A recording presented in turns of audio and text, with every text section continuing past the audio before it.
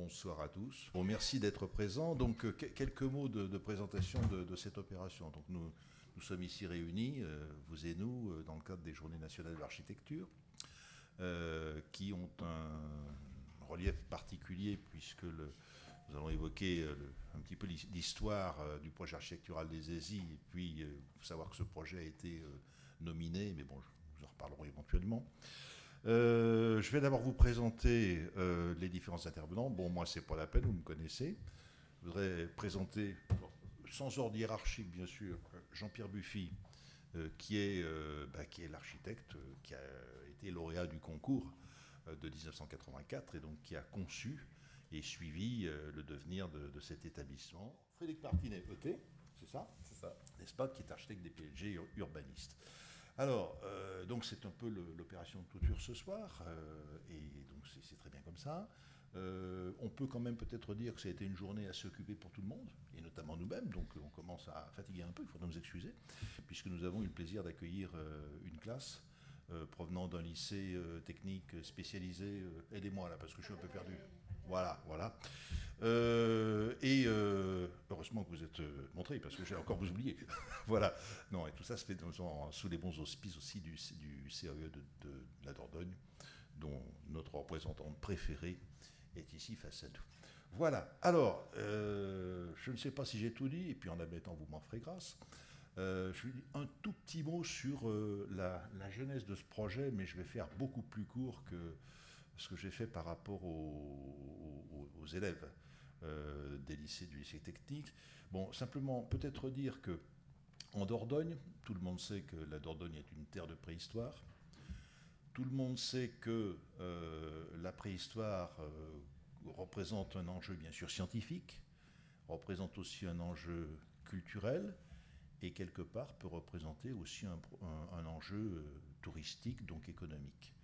Et cette liaison entre le côté scientifique, culturel et le côté touristico-économique, c'est une liaison qui n'est pas nouvelle, puisque dès le début du XXe siècle, le problème s'est posé de conserver sur place et d'exploiter, si je puis dire, à des fins touristiques, le patrimoine archéologique de la Dordogne. Alors je ne vais pas me lancer dans un résumé des différentes opérations, mais peut-être quand même rappeler que notre musée national de préhistoire a été fondé quand même en 1913, justement sur la base d'une volonté affichée de conserver sur place le patrimoine archéologique et de l'utiliser comme un vecteur touristique, culturel, etc., vis-à-vis des enfants, etc. Et donc cette orientation s'est maintenue tout au long du XXe siècle, même si évidemment on a de notre côté quand même largement d'exploiter et développer le côté scientifique. Alors, en résumé, au milieu du XXe, découverte de Lascaux, pas tout à fait on se comprend, problème de Lascaux, etc. Et déjà, on note dans les années 60-70 une forte fréquentation touristique de la région par des préhistoriophiles plus ou moins développés, mais bon, quand même beaucoup de gens y viennent, de l'ordre de 1 puis 2 millions de personnes, et se pose donc la question de remplacer, si je puis dire, les capacités d'accueil de la grotte de Lascaux, parce que cette pauvre grotte de Lascaux originale, vous savez, elle subissait l'assaut de quelques milliers de personnes quotidiennement, donc on s'étonne après qu'il y ait eu des problèmes de conservation. Donc la question se pose de que pouvions-nous proposer, qu'est-ce que l'État, les collectivités pouvaient proposer sur place pour présenter une image adéquate de la préhistoire au public venant fréquenter la région pour cette raison. Donc il y a deux initiatives qui sont organisées. Il y en a une que vous connaissez tous, bon, vous les connaissez quand même toutes les deux, c'est le facsimilé de Lascaux, à l'époque Lascaux 2, après bon, ça s'est reproduit comme des petits pains. Et puis l'autre opération, c'est la création donc, de ce musée qui au départ était un musée régional, création du musée national de préhistoire des ESI implanté ici. Nous sommes là en 1972. Le musée n'occupe que les quelques salles de l'ancien château, c'est-à-dire se développe royalement sur 350 mètres carrés, ce qui est quand même un petit peu court, vous voyez. Et donc le ministère de la Culture, fortement sollicité, engage un projet, engage une discussion, une recherche pour l'extension de cet établissement qui va se traduire par grosso modo le triplement de sa surface. Donc on va passer de 350 mètres carrés opérationnel quant aux visites. Oui.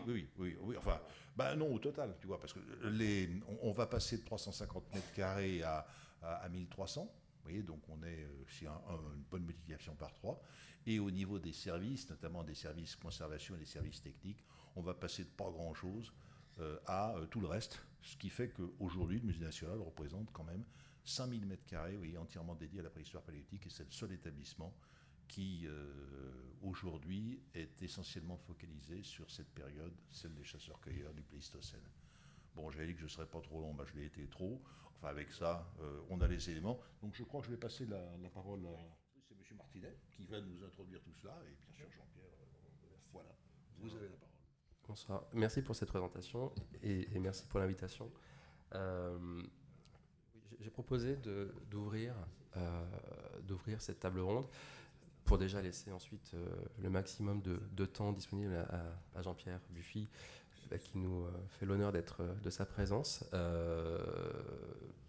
dont j'ai découvert le travail en tant qu'étudiant il y a quelques années, et notamment sur le projet d'un projet urbain, tout l'aménagement du parc de Bercy et du projet qui est un projet absolument remarquable. Si vous avez l'occasion d'aller le visiter, je pense que c'est un très bel exemple d'urbanisme. Le quartier devant le parc, le quartier de Bercy. Voilà. Et donc c'est à ce moment-là que j'ai eu l'occasion, donc on m'a proposé de venir ici ce soir, j'ai accepté avec grand plaisir.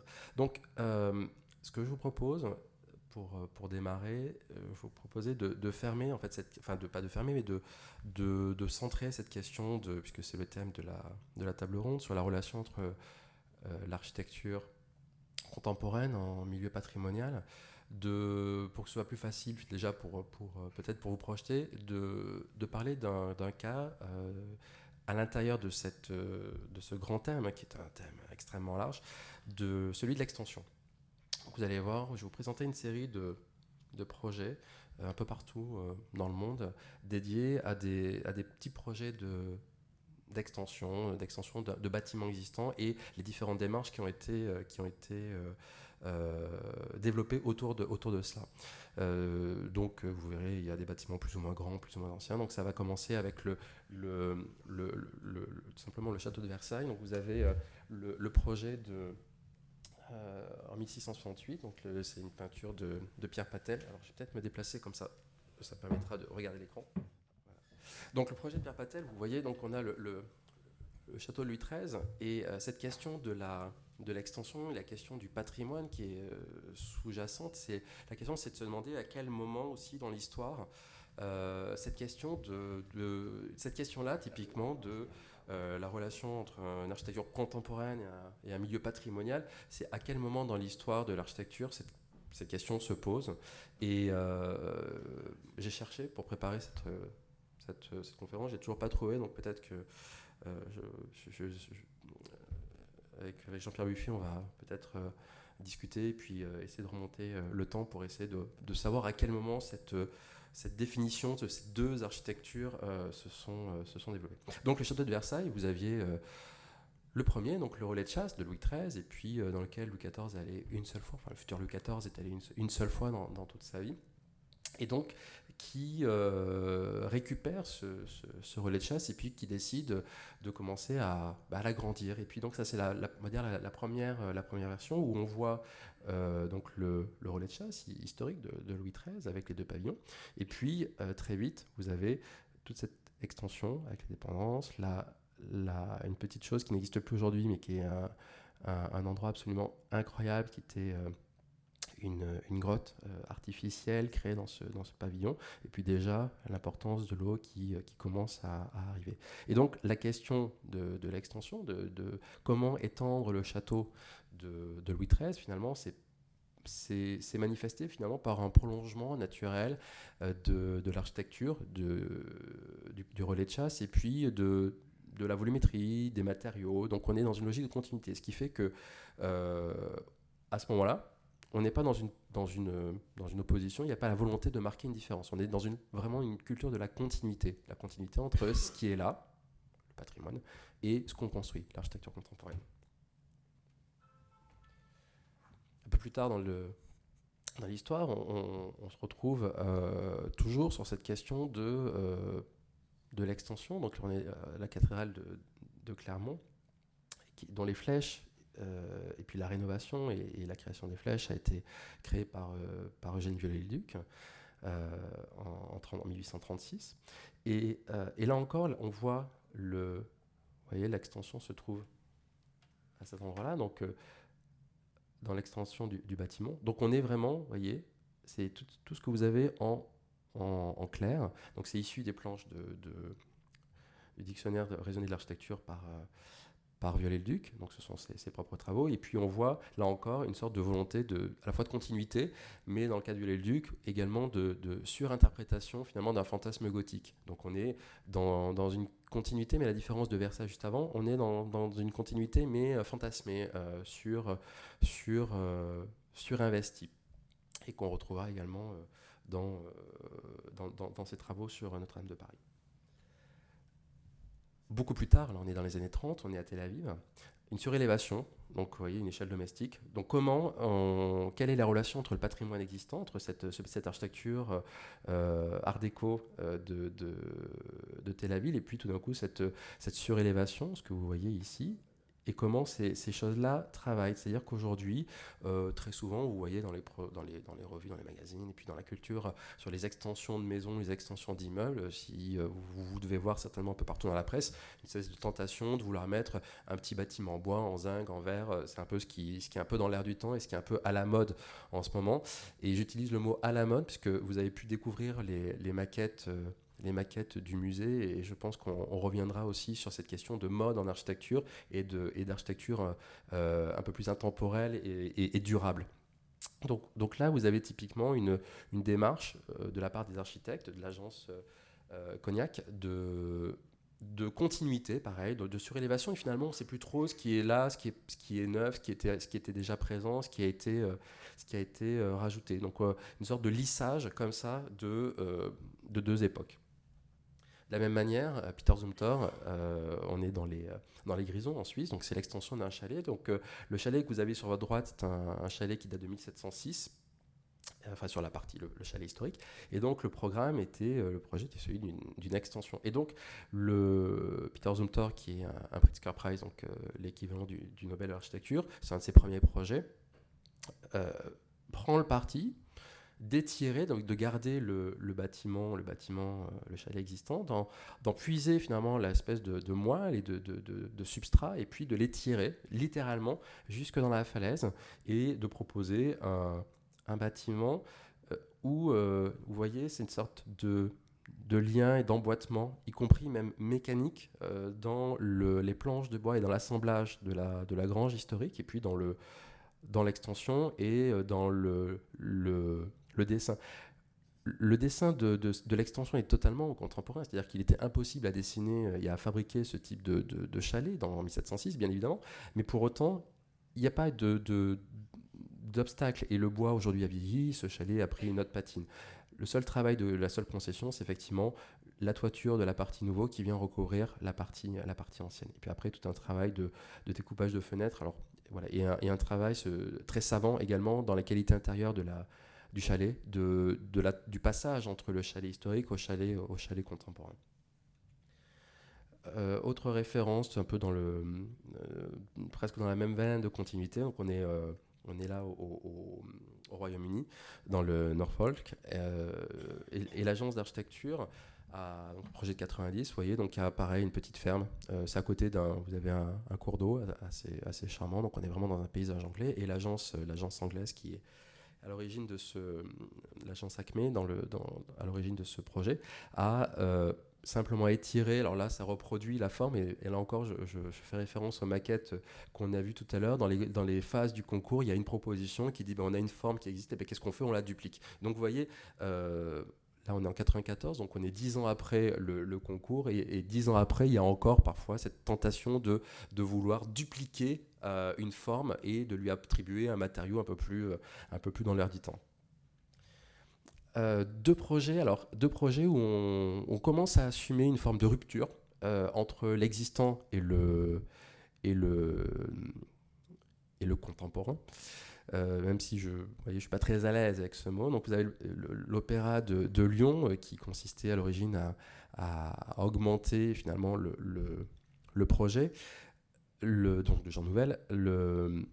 Au début, c'était vraiment une espèce de prolongement. Au final, pour ceux qui connaissent ce bâtiment, finalement, il ne reste plus rien de ce bâtiment. Il a été entièrement évidé, il a été complètement creusé, curé, et il reste peut-être le foyer, mais tout le reste a été entièrement reconstruit. Mais surtout, finalement, ce qu'on voit de ce projet, c'est surtout sa coupole, enfin sa voûte, et sa surélévation. C'est-à-dire qu'on commence déjà à sentir que l'intervention contemporaine vient un peu écraser le projet existant. Il y a une forme d'opposition. On n'est pas à égalité, quoi. On sent qu'il y a une tentation de vouloir surimposer le geste de 93 ou 86 sur l'architecture classique de ce bâtiment. Et de la même manière, encore plus radicale, avec Vacchini sur l'agrandissement, avec Livio Vacchini sur l'agrandissement de l'hôpital de Bâle.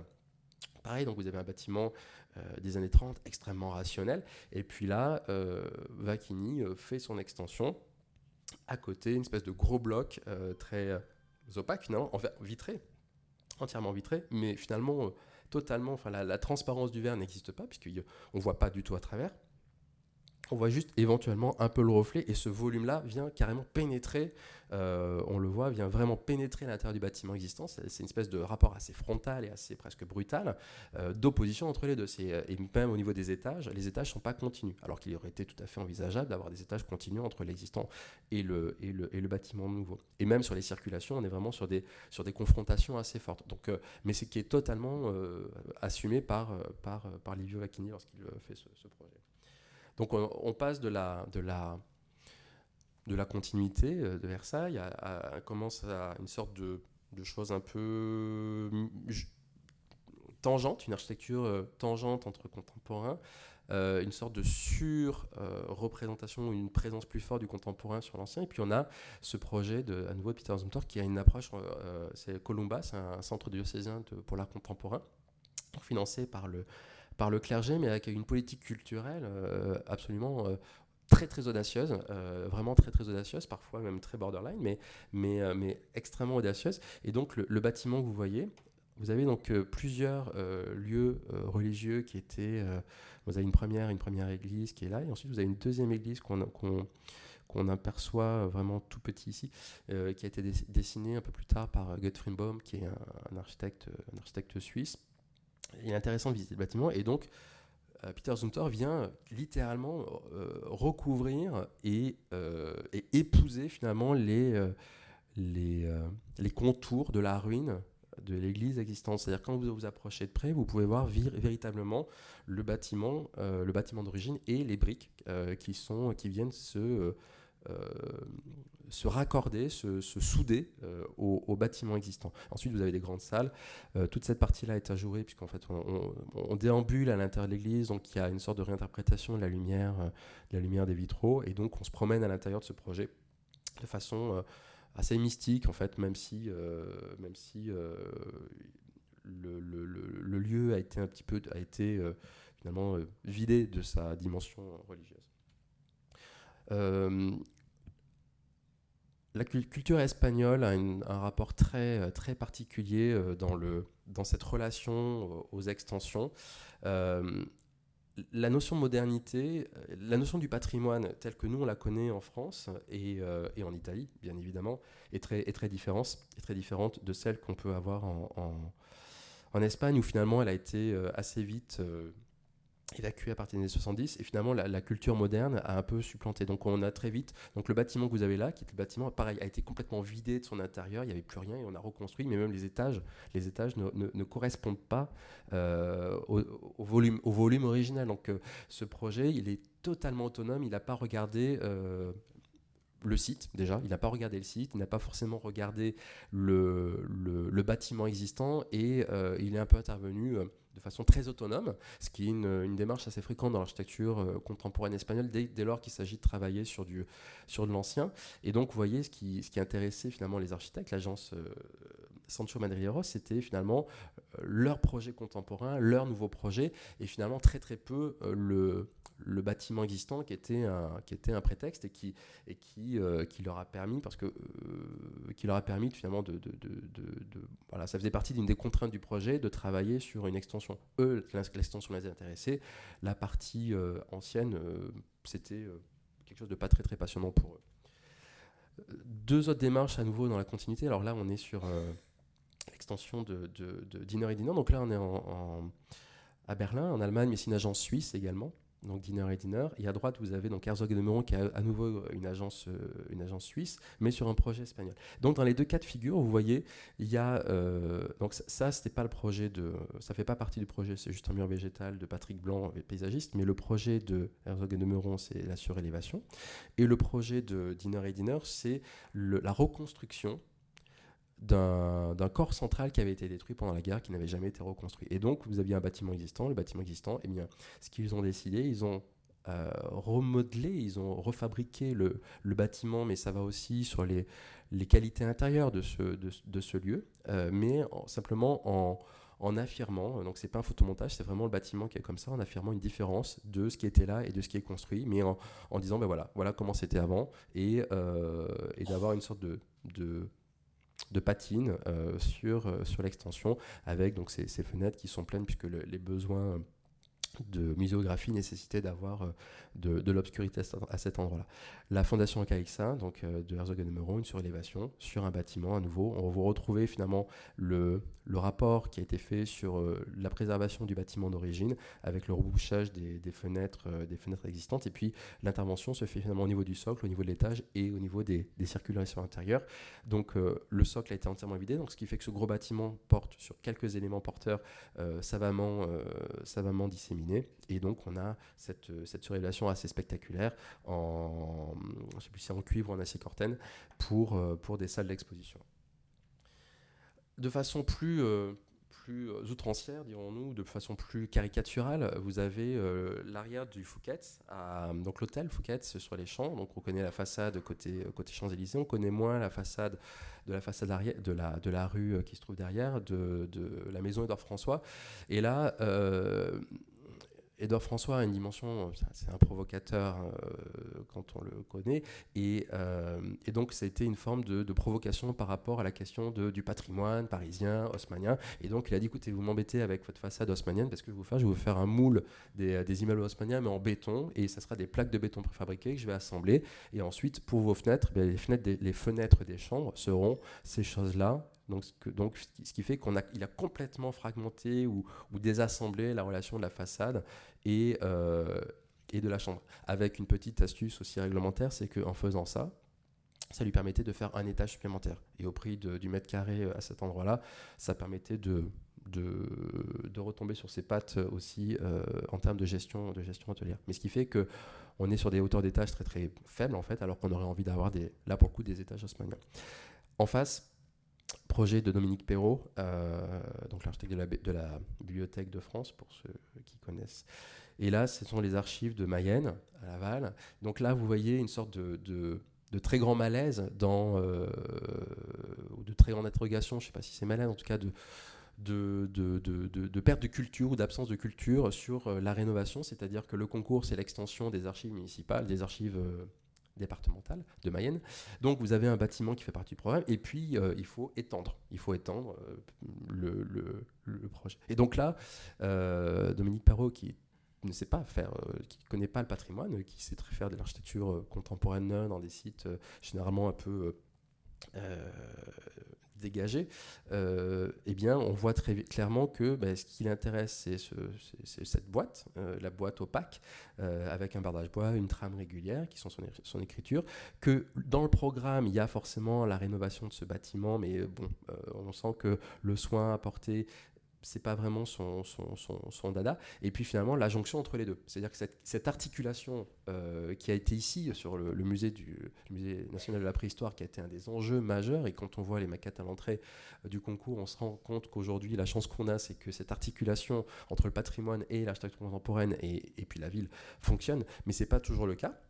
Et typiquement, l'articulation qu'on a ici, finalement, c'est réglé par une façade en aluminium dans laquelle il y a toutes les circulations verticales, les fluides et les machins. Donc les ascenseurs, les escaliers et les circulations, parce que finalement, c'est une sorte de non-façade qui vient jouxter l'ancien et le neuf, parce qu'on ne sait pas la traiter autrement. Projet donc, de l'extension d'un musée, la création d'une passerelle. Donc, vous voyez comment c'est un projet assez modeste. Comment on intervient sur des façades très modestement, avec une sorte de maîtrise assez fine du bâtiment déjà en place, et puis cette fameuse passerelle entre le bâtiment, la Villa Planta. Donc, on est à Chaux en Suisse, la Villa Planta, qui est cette demeure. Et puis les archives du musée. Et donc il y a cette espèce de passerelle comme ça qui reprend le travail de la façade, qui n'est pas forcément datée, qui a une élégance, mais qui ne vient pas se surimposer aux deux bâtiments. C'est-à-dire qu'elle vient dans la continuité également du parcours intérieur du musée qui est mis en place. Un projet, donc là on revient sur l'échelle domestique, il reste je crois trois exemples.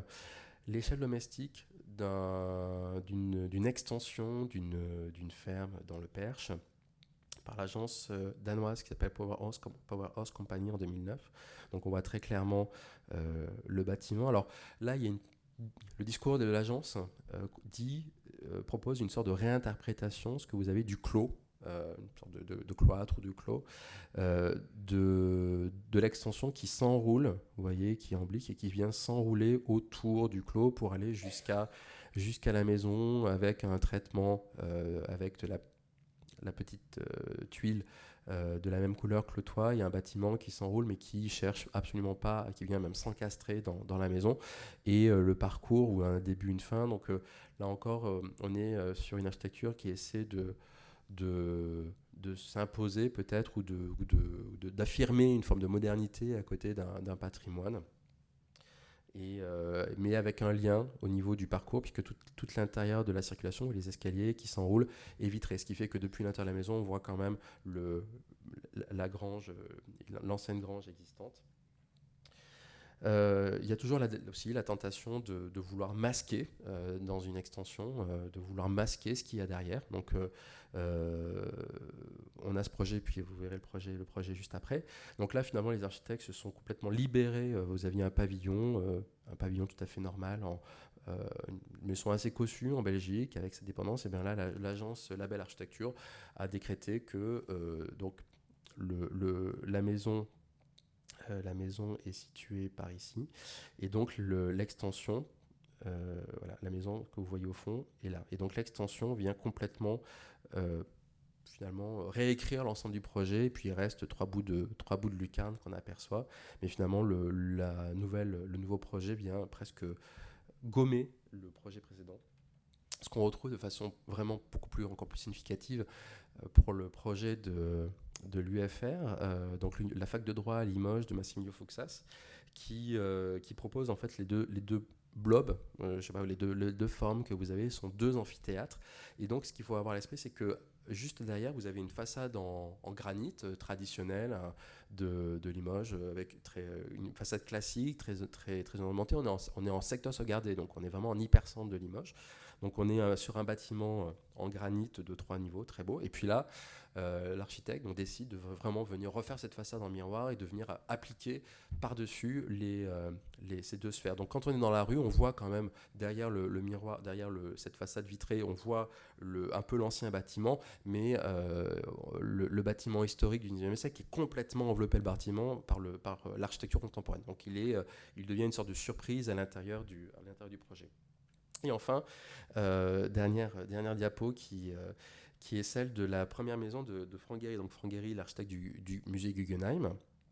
Et donc, avant d'arriver au musée Guggenheim et puis de faire la fondation Pinault, fait cette chose-là qui est très, très perturbante, puisque c'est sa maison personnelle en 1976 à Santa Monica aux États-Unis. Mais cette maison, elle a beaucoup de qualités, surtout intérieures, c'est-à-dire que donc là, vous voyez typiquement le petit pavillon de la banlieue de Santa Monica, c'était bien avant que cette partie de la ville de Los Angeles devienne chic. Donc le pavillon, vous avez vraiment la maison suburbaine de Los Angeles typique, vous voyez, rose avec l'encadrement, sa toiture et tout ça. Et donc, on la devine ici. Et donc, il vient pas la customiser, mais l'intensifier. Et il intensifie les qualités de cette maison en amplifiant finalement et en exagérant, en venant créer tout autour des extensions qui correspondent finalement au mode de vie de son épouse et de lui à ce moment-là, et qui sont aussi un peu... La maison était trop petite, donc c'était aussi une façon de l'agrandir et puis de prolonger. Donc la maison d'origine et l'intérieur de la maison existent toujours, donc c'était vraiment... Ils n'avaient pas... gommer l'organisation de la maison, ils ont simplement composé avec et déstructuré ce qui pouvait être en place et venir construire et apporter une sorte de véranda, un jardin d'hiver, des balcons, des pièces en plus, et cette chose-là vient entourer. Et donc ça c'est la version de 76, et au fur et à mesure des années ils ont continué à étendre cette maison jusqu'en les années 90, donc il y a eu 3 phases de rénovation successives. Voilà, donc là on est dans une approche d'enveloppement.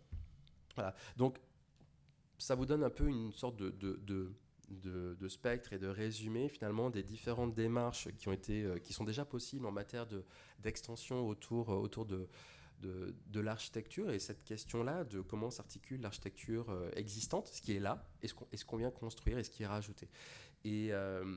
Et donc, vous voyez qu'au fil du temps, cette question-là ne s'est pas toujours posée. Et aujourd'hui, selon les cultures également, elle ne s'apporte pas de la même manière. On a en France, en Italie, un rapport très fort à la question du patrimoine pour des questions historiques, pour des questions aussi de culture, mais qui ne sont pas forcément légion dans les autres pays du monde, où on peut détruire sans aucun complexe des bâtiments qui pour nous paraîtraient absolument essentiels en termes de valeur patrimoniale. Et c'est sur ça en fait que je vais laisser la parole à Jean-Pierre Buffy pour, je pense, nous raconter peut-être l'histoire de ce musée, comment il a été conçu finalement à partir de ce qui n'était pas vraiment un programme, finalement, c'était et comment il a construit une intention, et comment il a construit aussi le discours, le parcours, la découverte du site, et cette relation aussi avec le village des Aisy et une architecture qui est à la fois totalement... Je sais même pas si on peut parler d'un projet contemporain pour ce bâtiment, parce que pour moi, je pense que ce mot-là vient en opposition au patrimoine, et pour moi ces choses-là, je pense que c'est peut-être l'objet de la discussion qu'on aura à la fin. Je ne sais pas s'il faut continuer à opposer le patrimoine et l'architecture contemporaine. Sur ce, je laisse la parole à Monsieur Buffy. Merci beaucoup. C'est joli ce parcours, parce que ça pose des problèmes un peu essentiels. Comment aujourd'hui un architecte qui construit à côté de ce que d'autres architectes ont construit dans le temps, est-ce qu'il doit s'opposer, est-ce qu'il doit se cacher et faire une sorte de soumission? Eh bien, c'est ni l'un ni l'autre. Il n'y a ni soumission, ni opposition. Pour moi, il faut se remettre dans une sorte de virginité sur un site et comprendre qu'est-ce qu'il nous raconte, ce site. Il y a son histoire, il y a ces gens qui l'habitent. Dans le cas des Aisy, c'est très intéressant. Ce site, de quoi il est constitué? La grande vallée autour, qui est tenue par la falaise, ces grandes falaises. C'est ça la Dordogne, cette espèce de nature qui a sculpté les rochers, les falaises à travers la mer, parce que la mer arrivait très haut, à travers les vents. Donc la nature architecte. La nature, c'est un architecte qui, dans les siècles, dans les millénaires, a créé un site. Et qu'est-ce qu'il qualifie ces sites? Eh bien, c'est son échelle, cette grande dimension. C'est le fait qu'il y a des murs, comme des falaises, des murs qui se présentent au soleil, et ensuite ces grands paysages qui construisent la respiration de ces sites. Mais dans ces grands sites, c'est construit un petit village. Je ne sais pas pour diminuer l'importance, mais c'est vrai, c'est un petit village, un petit bourg, qui s'appelle les Zézis, et qui par chance, Zézis s'est construit autour, tu me corrigeras, mais autour de sa histoire préhistorique. C'est ce qu'il a qualifié à peu près.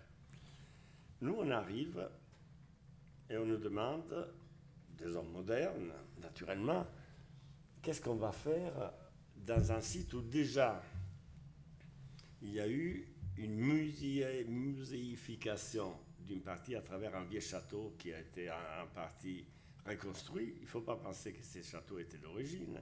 Il a été reconstruit en bonne partie pour en raconter une autre histoire, non pas l'histoire moderne, notre préhistoire.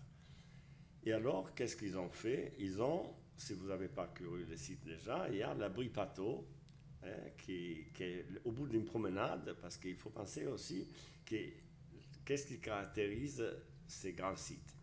Les falaises, la vallée, les villages, et ensuite, ce sont d'infiltration à l'intérieur, parallèle à la falaise, qui est le parcours de n'importe quel village. En Italie ou ailleurs, vous avez toujours ces petites ruelles, et de façon que les objets construits sont rattachés, reliés, avec des liens qui sont des liens des parcours, qui font découvrir les sites. Alors, qu'est-ce qu'on s'est dit, qu'est-ce que je me suis dit quand je suis venu la première fois ici? J'ai dit, attends, on va construire quelque chose qui a une dimension hors norme par rapport au bourg. Avant, il y avait un musée qui faisait combien? 300 mètres carrés. Il y avait des choses qui ont été construites. Il y a cette falaise fabuleuse. D'ailleurs, dont une des impressions que j'avais eues la première fois, c'est quand il y avait des écoliers qui étaient arrivés dans ce grand abri et qui s'étaient tous collés comme des moineaux contre la falaise. Ça veut dire qu'Express a une sorte de magie. Comment faire que notre intervention ne soit pas contre les sites, mais ne soit pas non plus une soumission à ces sites, qui soit à l'échelle du grand paysage et en même temps soit à l'échelle quand même aussi des maisons, des gens qui habitent là, qui ne soient pas submergés par rapport à une nouvelle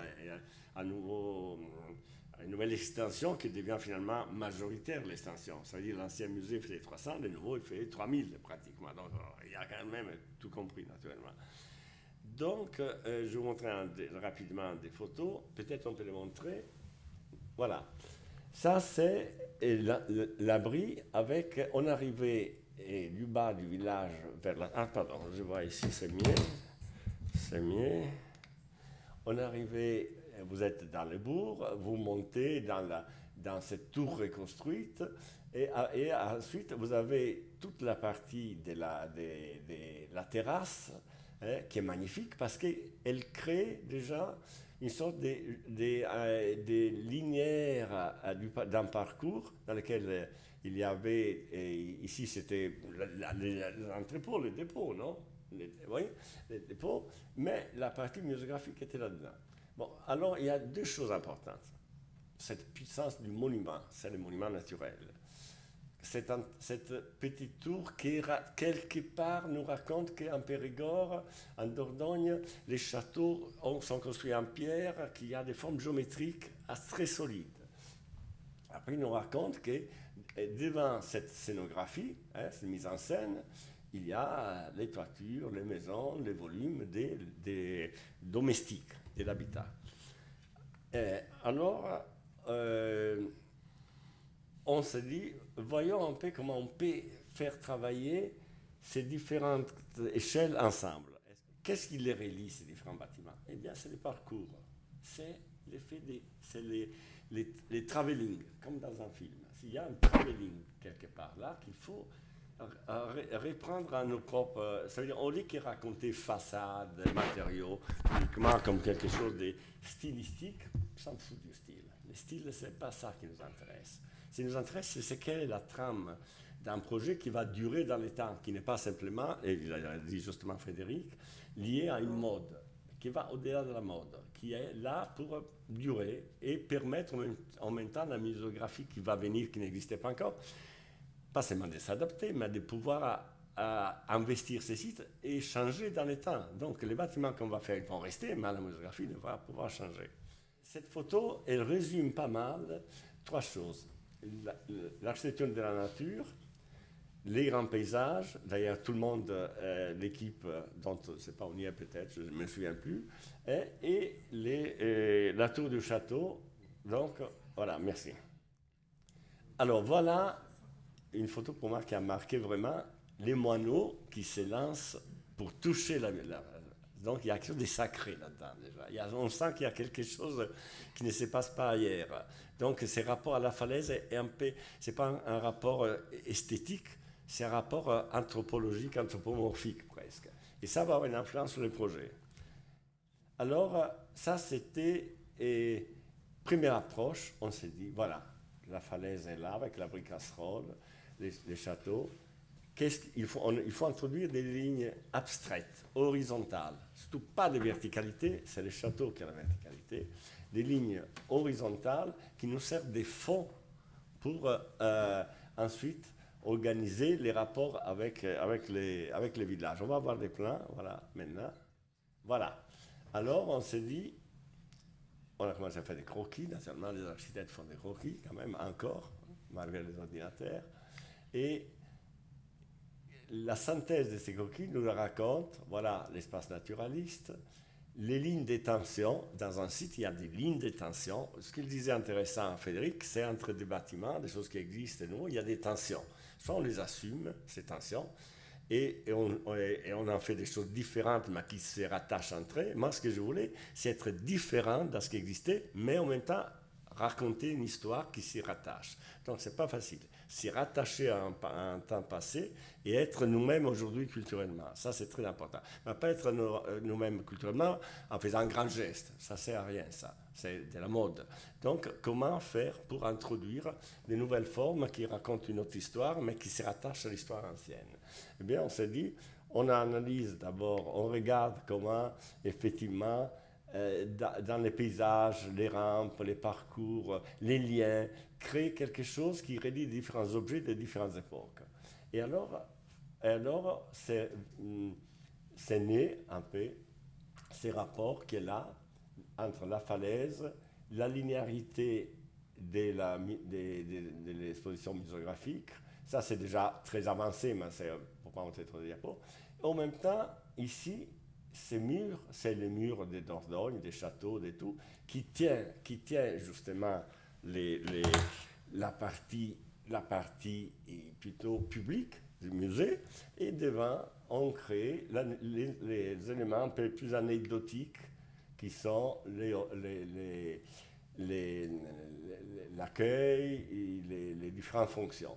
Et là, presque, cet élément-là, comme des doigts d'une main, il se diffuse dans les villages, dans les bourgs, sans les violer. L'élément seulement, les viols plus forts, peut-être ces grands murs. Mais en même temps, il n'est pas un viol parce que les murs existent dans l'histoire de la Dordogne. Ces murs sont partout en Dordogne. Donc, on ne crée pas, on veut pas non plus raconter qu'on ne fait pas un mur en béton, on ne fait pas un mur en verre, on fait un mur en pierre. Et on nous a même dit, ah mais la pierre, c'est pas moderne, comment?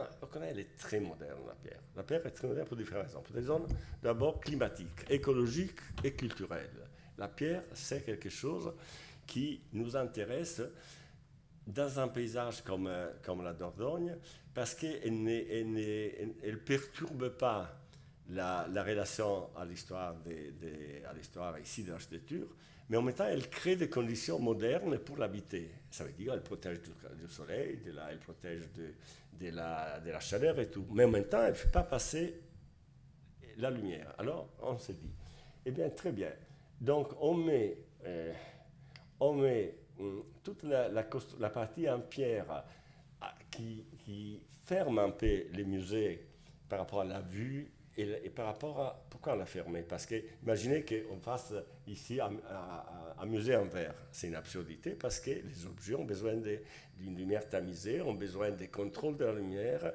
Donc c'est clair que la partie muséale ne pouvait pas s'ouvrir à la vallée parce qu'on a été perturbé dans la visite, dans la compréhension de voir les paysages en même temps. Donc il fallait séparer nettement ce qui était la vie quotidienne de la partie muséale. Donc, il fallait créer un mur, une opposition presque, une négation presque entre ce qu'est la préhistoire et l'histoire moderne. Donc, il fallait qu'il y ait cette rupture. Et cette rupture, c'est ces grands murs qui fait que la lumière ne viendra pas de l'extérieur de la vallée. Elle viendra d'ailleurs. Et qu'est-ce que c'est cet ailleurs? Eh bien, on va le voir ensuite. On s'est dit, c'est une façon un peu anecdotique, mais ça nous a quand même aidé à comprendre où il fallait tourner les regards et où il fallait faire arriver la lumière, parce qu'il y a la matière et la lumière sont fondamentales. On nous a dit, des abris des fouilles, je ne sais pas d'où je l'ai pris, est-ce que c'est là ou ailleurs, j'en sais rien, c'est peut-être une vision d'architecte, mais j'ai trouvé intéressant que la partie intéressante était abritée par quelque chose qui faisait que tout convergeait vers la fouille. Et alors on s'est dit, voilà, il faut que les musées soient tournés non pas vers l'espace, la part publique, il faut que dans le public, on arrive vers une partie qui est beaucoup plus mystérieuse presque, qui est celui de l'espace muséal. Mais alors comment? Il faut bien qu'il y ait de la lumière qui arrive. Et alors on a découvert que la falaise est un fantastique moteur de lumière. Dans la falaise, même en hiver, la lumière s'est réfléchie.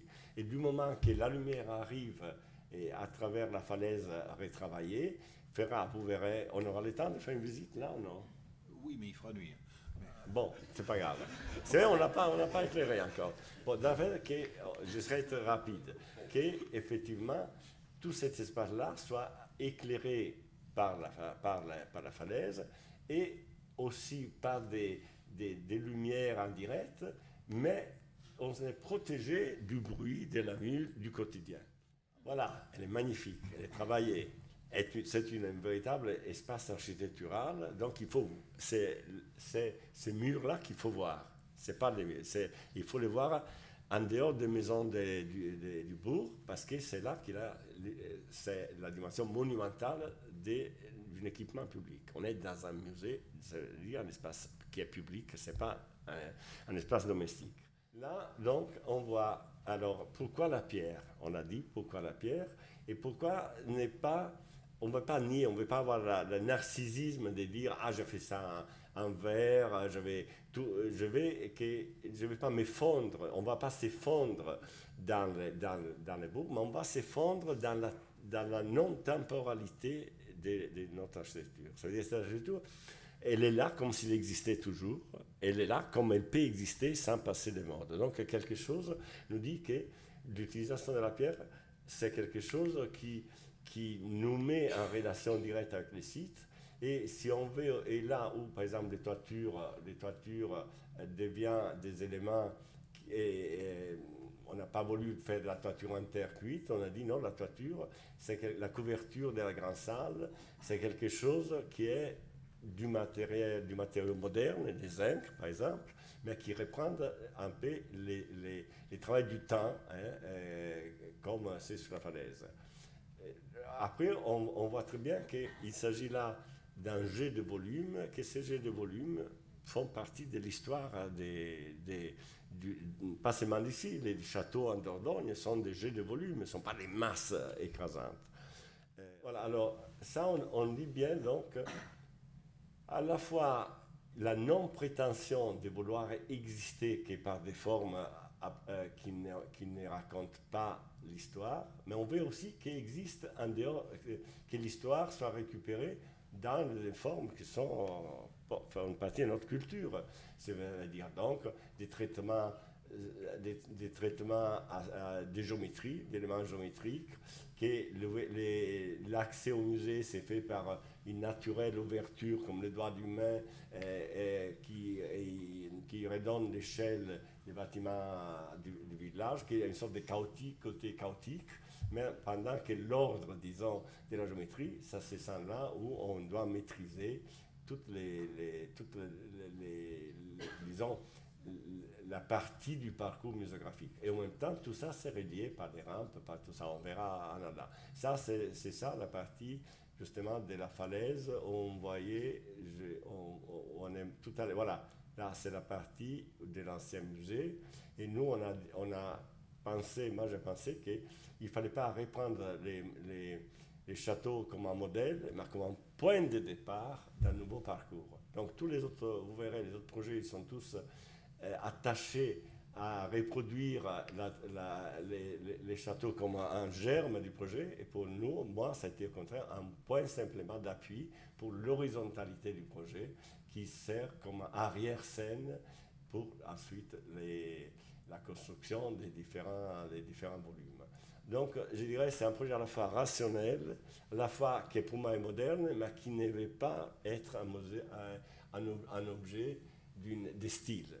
Pour moi, les styles presque, il n'y a pas de style. Il y a simplement des volumes, des masses qui racontent une histoire, et il y a surtout, disons, la volonté de ne pas casser l'échelle globale, mais de créer une sorte les vrais musées comme quelque chose qui appartient à la falaise, qui appartient à ce qui fonde vraiment l'histoire, un peu toute l'histoire des châteaux ici. Les châteaux sont tous contre un espace et ils racontent la géométrie comme quelque chose d'humain, de culturellement moderne. Oui, là on lit très bien les travaux sur la partie plutôt plus muséographique et les attaches des volumes qui les renvoient au système un peu chaotique des constructions domestiques. Voilà.